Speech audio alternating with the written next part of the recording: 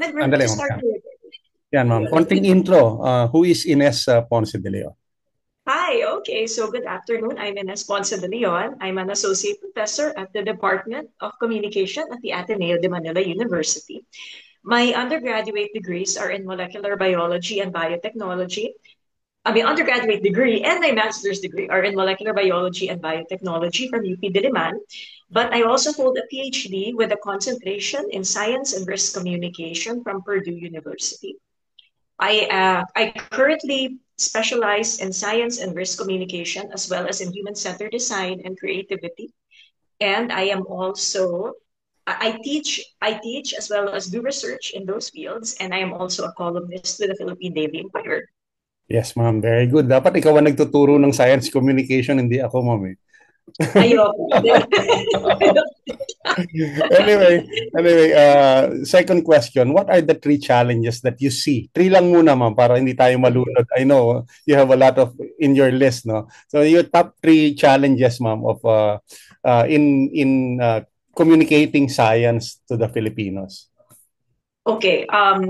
My first challenge is this, or it's a general systemic challenge, pero there's this prevailing concept na science communication or communication in general is about dissemination. Now, why is that such a big problem? Kasi when you think that communication is just spreading the word and making materials and then printing brochures or making a video or doing a podcast, when you think in terms of dissemination lang, as the definition of communication, it tends to be the only thing that gets the budget. It tends to be the only thing that gets attention, and people assume that it's effective. So when you have that kind of model, that kind of paradigm, it's so hard to get out of because it's such an, excuse the word, it's an old and outdated model of com. Because it also assumes that science is just about facts that have to be conveyed. That brings me to this challenge. It's the prevailing assumption, so it's connected to the first, that science is the only source of expertise. Science is a credible source of expertise, but it's not the only one. And that is so significant in our country na archipelagic, maraming, uh, I won't say disasters, maraming hazards, but also rich in culture. We have a very strong lore about wind, about storms. We have ancestral stories about how to survive a storm. And my example for this always with like students is Basay in Samar, or Eastern Samar. Sorry, someone's going to crucify me for geography. But back in Hayan, ang daming namatay nun sa mga evacuation center na gawa sa konkreto. Sino ang mga nag-survive? One was Basay. Bakit? Nagtago sila sa mga cave.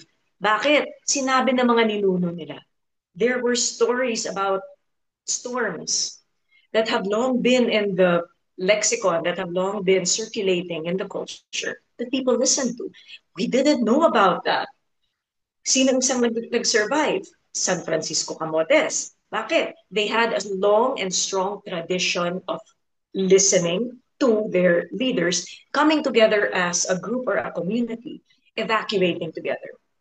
So it wasn't the people who knew the facts, it was the people who knew how to tie their environment with the facts.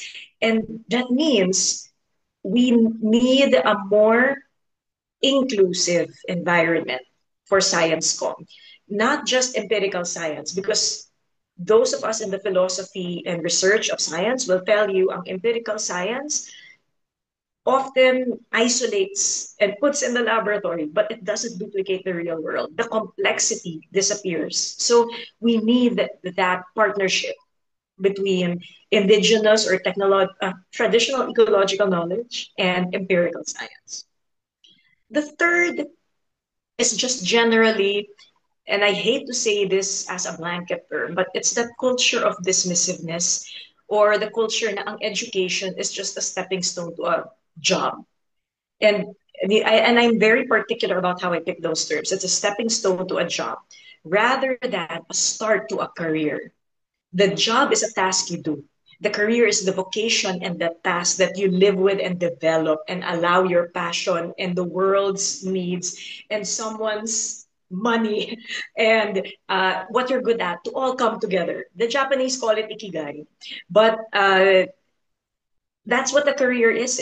Hindi lang siya trabaho. And there's this, again, prevailing, I hate to overuse that word, but there's this notion that education is just to give information so that you can survive in the workplace, rather than education is a way to encourage you to be a lifelong learner. So that when you get to your career, you keep on developing, you keep on getting better, and you train people to be better than who you were at that point in time. And you see this a lot in our government, in how the Senate debates about education na dapat specialized lang, tanggalin lahat ng GE. And now the latest is put together Araling Panlipunan and MAPE. How do you do that? Bakit? Kasi save time lang, give skills lang. You're turning the country into a skill school.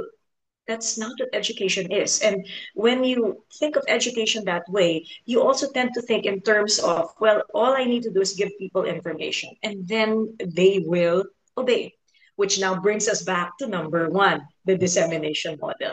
So it's all in one big circle. And these are problems that are all intertwined. They're very deeply ingrained in the culture. They're also very deeply ingrained in the system.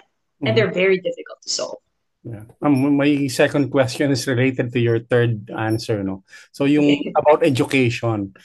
Usually, ma'am, pag may mga ganitong problema or may mga ganitong challenges, ang usual kumbaga prescription ng mga authorities o training, additional workshop, ganon, are those enough? Nako, this is a very loaded topic, no? Kasi kapag sinabing education, pwede yang preschool, pwedeng elementary, pwedeng high school, pwedeng college, pwedeng postgraduate, pwedeng vocational, pwedeng skills-based, sorry, that's vocational, pwedeng continuing education, pwedeng adult ed, ang daming pwede. So, minsan kapag ginagawa yung ganyang klaseng prescription, okay, pero define mo muna kaning education at sinong ini-educate mo. Hmm.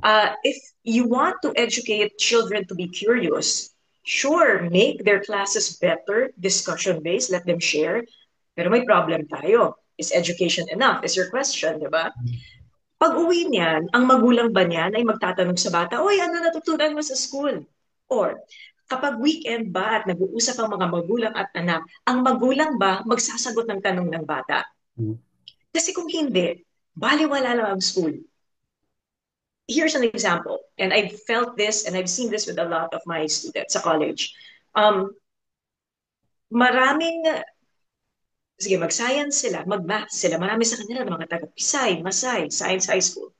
Pero pag uwi sa bahay, magtatanong ko sa magulang, ma, bakit ganito ang blank? O tay, bakit ganito ang blank?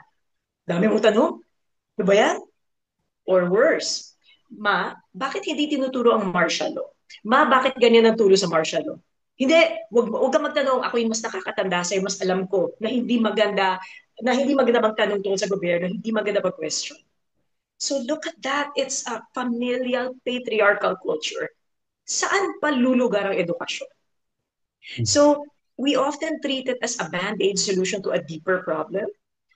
I would say, kung science ko ang usapan, the education has to start early. People have to be curious. And that's hard to train. Diba? Ang hirap maging pa-curious ng bata, lalo na kapag takot ang bata magkamali. And school kind of does that with the grading and the stringent readings and the teacher telling you to do everything, walang discussion, walang debate.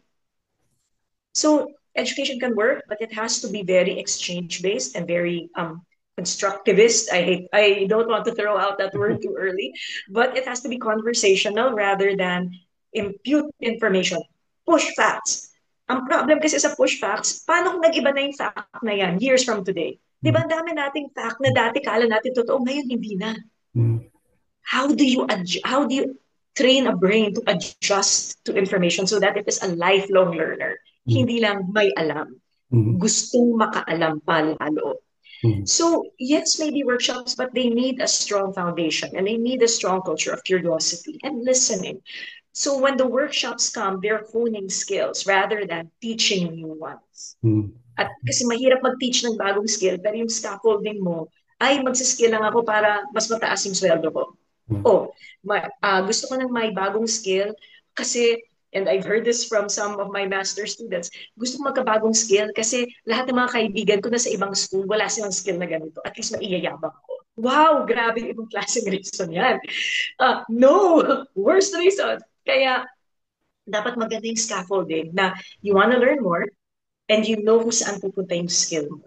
Which Mhm. is why it is so important to know philosophy, to know how to write from an early age, to know how to string sentences together, to know how to speak in public, to reason, to read, reading comprehension, different languages sana. Mhm. So again, dami ko sinabi, no?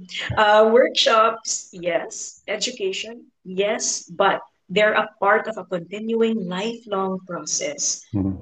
built on a lot of material and in order to make a discerning individual who wants to be a lifelong learner. Right. And ever curious, no? Uh, Ever curious talaga, laging magtatanong at laging questioning, right. hindi takot magtanong. Yeah. And for my last question, ma'am, I want to contextualize, no. This video will be watched by science communicators targeting farmers, fisher folk, investors in technology, na ganon. So, what three tips can you share with them, no, to become more effective and become more relevant during these times? Okay, so thank you. There are three tips, and I've thought about this. It's ang hirap kasi daming tips eh. But one is, you mentioned farmers, fisher folks, and investors. Those are three different people with different needs, different ages, different personalities, different generations. My first tip is this.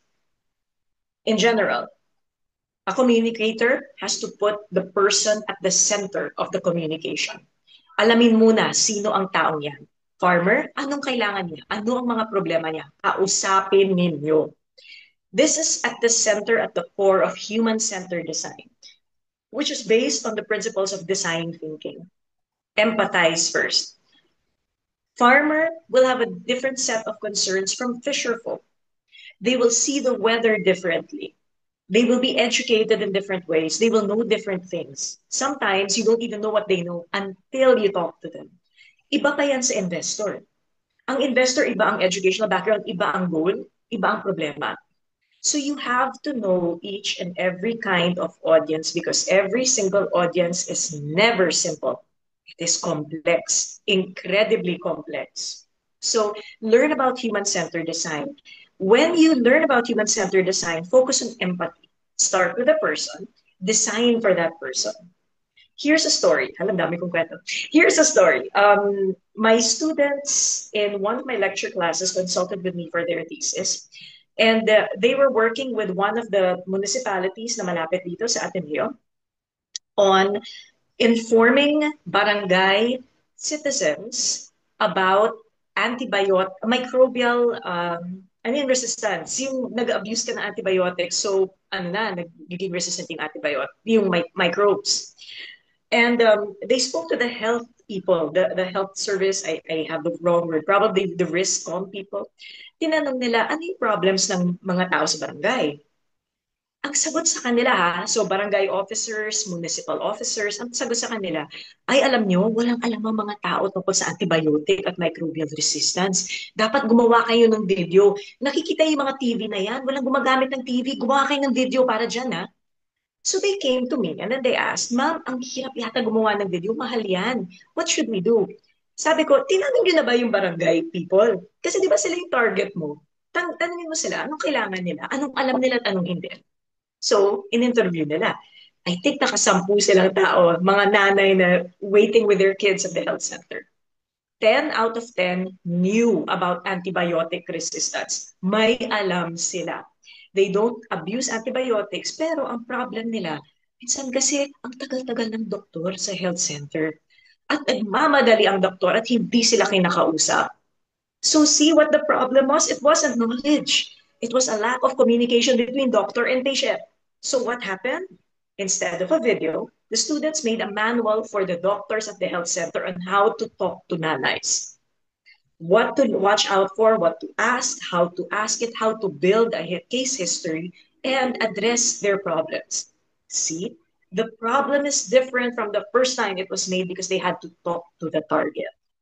If they had stuck with antimicrobial resistance, wasted money, wasted time on a video, nalaman na lang nila, kaya pala gusto ng video kasi nakatiwangwang lang ang mga TV doon at walang gumagamit. So Grabe. saan ang galing yun? Di ba? Budget na naman. Okay, that's one. Hala, dalawang tips pa. Number two, know how science works. Bakit? Most people know the facts of science and where to find the facts, but that's not how science works. How does science work? You have to read talaga researchers and philosophers. Kasi may whole field called philosophy of science. Yes, it sounds boring, but it's actually the most exciting thing when you work in science. Here's an example. What is a scientific breakthrough? Most people think nasa laboratory ka, naglagay ka ng red and yellow, biglang boom, purple, breakthrough, yeah! According to Thomas Kuhn and the structure of scientific revolutions, that's not a breakthrough, that's a happy accident. Ang kailangan ng isang breakthrough, taon. You are going to replicate your results and people have to be able to replicate it. Then you change how you see the world. It takes years. That is the scientific revolution. That's the breakthrough. It is cultural, psychological, and social. It's not task. So there are nuances in how science works. At today, ang science, hindi lang siya science here, social science there, mathematicians over there, everybody do your own work, come together. No, post-normal science, 1981, 1983, Funtovitz and Ravitz, our problems are big. We come together, we are all equal in all our fields. Science, social science, psychology, sociology, theology, philosophy, lahat kayo, equal. Science is one piece of the puzzle. So hindi siya pwedeng iisang source lang. Which is why we get into problems with dissemination because we think there's only one source of knowledge. Hindi. We all matter. We have to come together to solve the problem as equals. Third, listen and be curious. My students would never have found out about antimicrobial resistance not being the center of the problem had they not asked the moms. Actually, hindi nga lang moms eh. Nagiging group interview minsan, nandiyan yung tatay, nandiyan yung tito, nandiyan yung tita. So nakikita nila, alam ng mga tao, nahihirapan sila sa doktor. So see, the problem is not always knowledge. And you won't find out unless you listen and are curious. So listen and be curious, which also means be open to the fact that dissemination is not the only solution. There are many ways to communicate science. Many of them have been used in different places across the world and they're based on discussion. Gather people, negotiate what you know, come into conversation. Napakahirap na skill. Congratulations, social media. You've taken away the discussion bit. So you have to train yourself to listen, to converse, to be curious about people because you will find out so much about them that you never knew. One last story. When I was doing research in a nearby municipality dito on RISCOM, ang bilin sa amin ng government, find out how people understand risk, especially sa typhoon and flooding, kasi gagawa kayo ng brochure. Kami naman, yay, brochure, sige. Bata-bata pa ako, nagtanga pa. So, make a brochure, yeah, design. I suck at design, by the way, but I can write. So, punta kami doon and we talk to everyone and we ask them, what do you understand about typhoons? Naiintindihan nila. Iba lang ang pagkaintindi. It's not wind speeds. They don't care about wind speed, signal number 1, 2, and 3. Signal number 1, ay, may pasok. 2, ay, wala pasok yung bata. 3, wala pasok yung high school. It's practical. So we're talking to them in a technical language, but they're using a practical frame to see. So the more you push information, wala sa kanila yan because it is standardizing a complex world of jobs, food, groceries, kids. So it's not matching. So tinanong namin, so ano gusto niyo makita sa brochure or sa TARP? Ma'am, wala na kaming oras magbasa niyan. Sabihan niyo lang kami kung kailan kami mag-evacuate. Kasi kung sasabihan niyo kami, aalis kami. Pero hindi kami makakaalis dito kasi dito ang trabaho namin. The problem was putting people in a place where they had no other choice but to stay. The problem was that they had already been so used to having floods that they just found ways to cope. maybe mitigate, maybe adapt. No, hindi, cope. Mhm. And we wouldn't have found out had we asked them. So goodbye brochure, goodbye TARP, even goodbye social media because people said we don't go on social media to find out about typhoons. Mhm. Pang-meme lang yan at joke yan. Mhm. Gusto namin puntahan kami ng barangay. Mhm. Kausapin kami. Ang solution, workshop for the barangay to learn how to talk to people.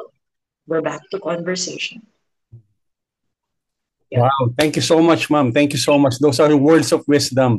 Oo, so, parang hindi ko pa nabasa sa column mo yan, ma'am eh. Pwedeng material for column, di ba? Nung 2021 ko siya linagay. Sobrang tagal Okay. ko nalagay. So baka kailangan ko i-resurrect. Kaya nga, kaya nga. Ma'am, maraming maraming salamat. And I hope to see you one of these days. No, Yes, let's schedule a coffee or lunch. I owe you one, yes. ma'am. I owe you one. So much. Thank you so much. No problem. And sorry for being super daldal. Ang haba na ng video na to. Di po, thank you so much. Those are words of wisdom. Thank you. Ingat po Thank you so palagi. much for Ingat. this Ingat. opportunity. Ingat po. Thank you. Bye-bye. Thank you so much. Bye po.